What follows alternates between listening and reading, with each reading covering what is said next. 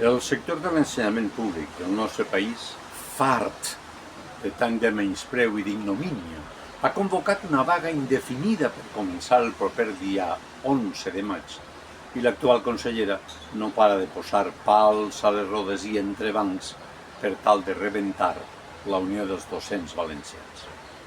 Hi ha raons més que suficients com per poder anar a una vaga d'aquestes característiques perquè, una vegada més, quan la dreta es fa càrrec del govern, sol tirar els cèntims a les butxaques dels seus amics, coneguts i saludats, al mateix temps que procura desprestigiar els serveis públics, bé siga d'ensenyament, de salut, de sanitat o de benestar social. Volem una escola pública eficient, i perquè això siga possible s'han d'invertir diners. Els països més avançats, que ho saben. Nosaltres ens emboliquem en menyspreu, silenci i carregar sempre contra els oponents.